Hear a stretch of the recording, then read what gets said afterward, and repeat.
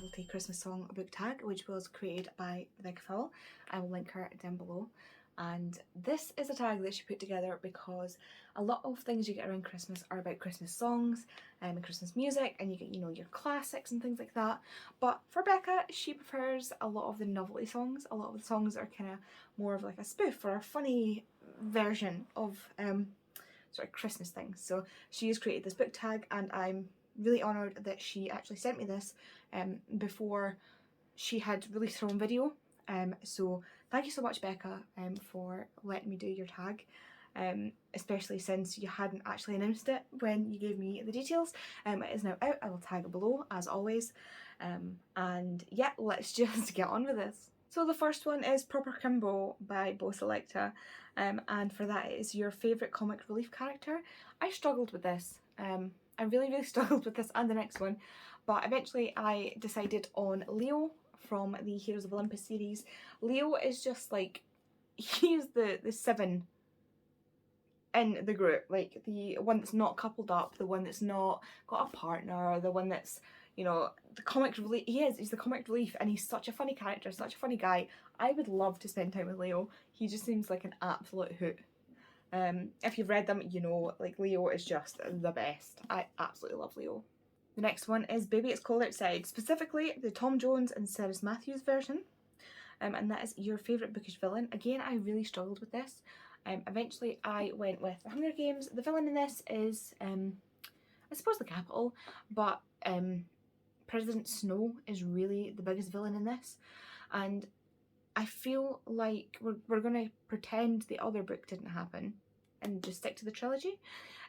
But for me in this, he is such a twisted character. He is so performative in his psychological torture of Katniss and of these children that go into this arena, but especially of Katniss after what she does. And it's just a level of twisted that it really, like, I think it's really underhyped in the books how much psychological torture goes on here. And like, damn, like, get yourself a twiddly mustache, because talk about a villain. So yeah, he is probably my favourite bookish villain, to be honest. Number 3 is Merry Christmas Kiss My Ass by All Time Low, and that is your favourite dedication in a book. And this goes to Mr. Rick Riordan again. This dedication, when I tell you, I screamed when I first read it, when I first got the book. I swear. So I'm just going to read this to you. So anybody who has read the Heroes of Olympus will know that the book before this, which was something of Athena, Mark of Athena, ended on the cliffhanger of all cliffhangers. I literally, in no other book have I had a cliffhanger like this. And I'm so thankful that I came to Percy Jackson after Heroes of Olympus were all released and was able to just immediately continue with House of Hades. So I'm going to read you this. To my wonderful readers, sorry about that last cliffhanger. Well, no, not really. But seriously, I love you guys. I know there are dedications, the dedication in Midnight Sun really hit me. That one got me right in the feels, and there are other dedications that I really like, but this dedication takes the cake, and like, it's iconic for me. It's absolutely iconic. That is the only one that I can think of that comes to mind immediately as a dedication that was like, you absolute. So yeah, this dedication. And if you've not read the Heroes of Olympus yet, and I know there are some of you out there that haven't, because I'm taking part in a Percy Jackson read along and we've been discussing it, and some people have not read Heroes of Olympus. Once you get to Mark of Athena, be thankful that House of Hades is already out. Number 4 is Have a Cheeky Christmas by the Cheeky Girls, and that is your fave sibling relationship in a book. Again, if I went like deep dived into it, I could probably have pulled something else, but the first thing that came to my mind immediately was the Brown sisters. the three Brown sisters, Chloe, Danny and Eve, are so different.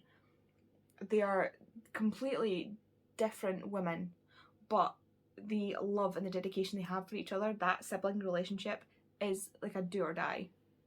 And I so appreciate it and I so love it. Chloe is chronically ill, she has fibromyalgia, and our sisters don't use that as a reason to put her down at all. They are always there to boost her up and help her out, and like that means so much to someone with a chronic illness, to have family like that. I don't have, well, I do have siblings, but my siblings are 10 and 8, so I don't have that sibling relationship that, you know, other people do.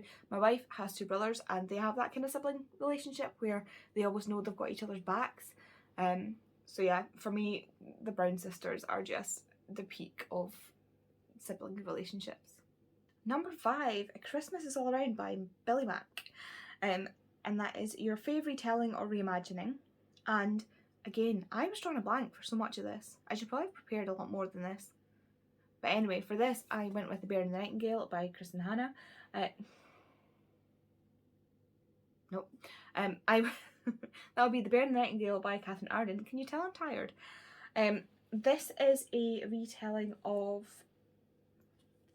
the Vasia, I think it is, which is a Russian Slavic folklore, and I absolutely love this. I knew nothing about Russian folklore. I still know very, very little about Russian folklore, but I love this trilogy.